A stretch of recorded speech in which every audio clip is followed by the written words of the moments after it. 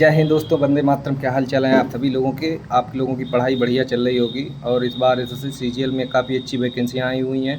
तो एक जो सबसे बड़ा क्वेश्चन बना रहता है कि जीके जीएस में कैसे अच्छा स्कोर किया जाए। तो उसी क्रम में मैं आपको बताऊं, मेरा सीजीएल में भी ठीक ठाक स्कोर रहा है और मैंने इस बार यूपीएसआई में 36 out of 40 score GK GS में किया था। तो काफ़ी अच्छा माना जा सकता है, लेकिन उस लायक जीके जीएस भी यूपीएसआई में नहीं पूछी गई थी, लेकिन फिर भी अच्छा स्कोर है। तो आप क्रम में मैं बताना चाहता हूँ कि मैंने कहाँ से जीके जीएस पढ़ी है। आपने अगर जिससे पढ़ रहे होंगे वही बेस्ट है, लेकिन मैं अपना सोर्स भी बताऊँगा और कैसे पढ़ा था वो भी बताऊँगा। अगर आप मेरे वीडियो को लास्ट तक देखते हैं तो आपके जितने भी डाउट हैं सारे क्लियर हो जाएंगे। तो सबसे पहले मैं बताऊँ आपको, मेरा नाम अमन कुमार है और मैंने इस बार सीजीएल और यूपीएसआई दोनों पेपर क्रैक किए हैं। तो उसी का अनुभव मैं बता रहा हूँ, ना ये कोई पेड प्रमोशन है ना कुछ है, मैं एक अनुभव के तौर पे बता रहा हूँ। अगर आपको जीके जीएस पढ़ना है तो जीके जीएस का बहुत बड़ा भंडार है। या तो आप जिस टीचर से पढ़ रहे हैं वही बेस्ट टीचर है। चाहे कोई भी टीचर पढ़ा रहा, सभी बढ़िया पढ़ाते हैं, कोई भी ख़राब नहीं है। आप जिससे पढ़ रहे हैं अपना रिदम मत तोड़ना, जहाँ से भी पढ़ रहे हैं बार बार रिवाइज करना। ये तो एक बात हो गई। मैंने कहाँ से पढ़ी, मैं उस बात पे आ रहा हूँ। फिर मैं ये भी बताऊँगा कि अगर आप जिस सोर्स से पढ़ रहे हैं वो भी सोर्स बेस्ट है। तो मैं आपको एक तरीका मैं बताना चाहता हूँ, उस तरीके को अगर फॉलो करेंगे तो आपकी जीके जीएस जो है जल्दी अच्छी हो जाएगी, बजाय कि आप बार बार पढ़ने। एक जो मिथ बना रखा है कि जीके जीएस के बार बार नोट्स रिवाइज करने से जीके जीएस याद हो जाएगी, ये मिथक जो है बहुत जल्द आप तोड़ दीजिए, क्योंकि जीके जीएस याद नहीं की जा सकती। बहुत बड़ा सिलेबस है, आप जितना याद करेंगे फिर भूलते जाएंगे। और भी सब्जेक्ट होते हैं, जैसे मैथ्स हो गया, इंग्लिश हो गई, तो आपको काफ़ी सब्जेक्ट पढ़ने हैं, तो जीके जीएस पे हम उतना टाइम नहीं दे सकते हैं। तो इसी क्रम में मैं आपको बताऊं कि मैंने एक एसएससी परमार एसएससी करके एक यूट्यूब चैनल भी है और क्या कहते हैं उनका ऐप भी है। तो मैंने उससे एक ऐप कोर्स लिया था। तो कोर्स में क्या करता, वो उनका सबसे बढ़िया क्या बात है कि वो एक चैप्टर जो पढ़ाते हैं उसी का तुरंत क्विज दे देते हैं। आप जितने क्वेश्चन प्रैक्टिस करेंगे उतनी ही ज़्यादा आपको जीएस अच्छी हो जाएगी। तो उसी क्रम में मैं आपको बता रहा हूँ कि अगर आप एसएससी के फील्ड में जीएस पढ़ना चाहते हैं तो कम से कम जीएस पढ़नी चाहिए और उतनी जिससे काम चल जाए। अब तो एनसीईआरटी भी अगर आप चाहें तो प्रेफर कर सकते हैं। एनसीईआरटी से भी अब क्वेश्चन जो है बढ़ रहे हैं। इससे पहले क्या था कि जो 2023 में, तब तो एनसीईआरटी से इतना नहीं, तब तो फैक्चुअल डेटा ज़्यादा पूछते थे। अब जो है थोड़ा ये जो है पीसीएस का थोड़ा मेंस में टच करना कोशिश करते हैं, अच्छा क्वेश्चन बनाने की कोशिश करते हैं। तो आप अगर एनसीईआरटी पढ़ लेते हैं तो बेटर है। लेकिन अगर मैं बताऊं कि मैंने परमार सर से पढ़ा था, तो परमार सर क्या करते हैं कि जैसे मान लो उन्होंने कोई एक चैप्टर पढ़ाया, वो जैसे ही वो चैप्टर ख़त्म कर पढ़ाएंगे उसके बाद में जितने भी पिछले साल के पीसीएस के सभी के क्वेश्चन लगभग में जितने भी वनडे एग्जाम होते हैं सभी के कवर अप कर देते हैं। जिससे क्या होता है कि आप उनके क्वेश्चन लगा देंगे तो आपको पता लग जाएगा कि हाँ मैंने जो पढ़ा है क्या मैं उस चैप्टर के क्वेश्चन बना पा रहा हूँ। ऐसे आप पढ़िए। जैसे मान के चलिए आप एंशिएंट हिस्ट्री पढ़ी, एंशिएंट हिस्ट्री पढ़ने के बाद में आपने साथ साथ में परमार सर के जितने भी जीके जीएस के क्वेश्चन हैं वो लगा दीजिए, क्योंकि आजकल ज़्यादातर जनता जो है परमार सर से पढ़ रही है। तो आप भी पढ़िएगा, परमार सर बेहतरीन टीचर हैं, कोई उसमें दो राय वाली बात नहीं है।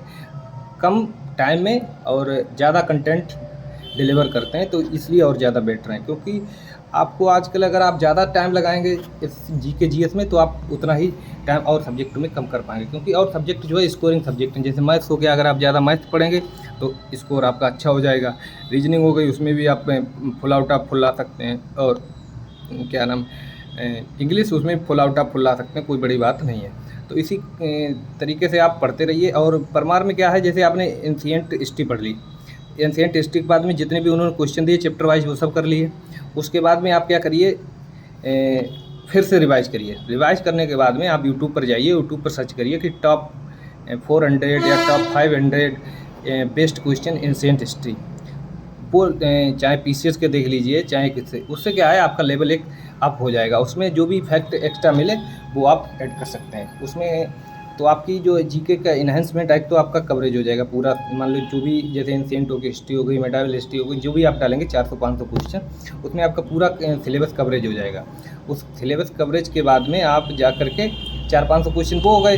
फिर आप प्रैक्टिस चाहे कोई भी प्रीवियस ईयर कुछ उठाने की ज़रूरत नहीं पड़ेगी, आप फिर रिवाइज करते रहिए। क्योंकि जैसे ही आपने इधर जो परमार ने क्वेश्चन दे रखे हैं वो भी, उसके बाद में आपने 400-500 अलग से लगा लिए, तो ये सब आपको इतना क्वेश्चन बैंक हो जाएगा कि आपके दिमाग से लगभग में सारे पॉइंट बार बार रिकॉल होने लगेंगे, और आप फिर ऑप्शन एलिमिनेट करके भी अगर जो क्वेश्चन नहीं आएगा तो आप वहाँ पर आप ऑप्शन एलिमिनेट का भी सहारा ले सकते हैं, क्योंकि फिर जब ज़्यादा क्वेश्चन आप लगा लोगे तो ऑप्शन एलिमिनेट का भी सहारा मिल सकता है। और अगर आप जीएस ये सोचो कि मैं एक बार नोट्स बना लूँ, बार बार नोट्स पढ़ के याद करता रहूँ, पूरे मैं याद करके, तो आप फिर फंस जाएंगे और बहुत टाइम लग जाएगा अच्छा स्कोर करने में। अगर आपको अच्छा स्कोर करना है तो आप सब अपने कोर सब्जेक्ट जैसे कि हिस्ट्री हो गई, पॉलिटी हो गई, ज्योग्राफी हो गई, और साइंस हो गई, और इकोनॉमिक्स हो गई, और करंट अफेयर आप लास्ट के 1 साल का पढ़ सकते हैं। आपने अभी पिछले ट्रेंड में देखा होगा कि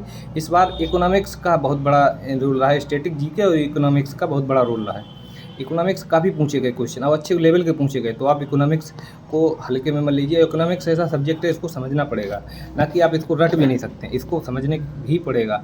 किसी भी टीचर से, चाहे आप जहाँ से पढ़ रहे हैं वहाँ से पढ़िए, लेकिन अगर आप परमार से पढ़ रहे हैं तो कोई बुरी बात नहीं, अच्छा कंटेंट देते हैं। सबसे एक जो उनकी खास बात है कंटेंट के अलावा वो ये है कि वो तुरंत चैप्टर वाइज बगल में ही क्वेश्चन दे देते हैं, आप तुरंत आप पढ़िए, उसमें अटेम्प्ट क्विज कर लीजिए, जिससे कि अपनी तैयारी का मूल्यांकन कर पाएंगे, क्या हमने ये चैप्टर ठीक से पढ़ा।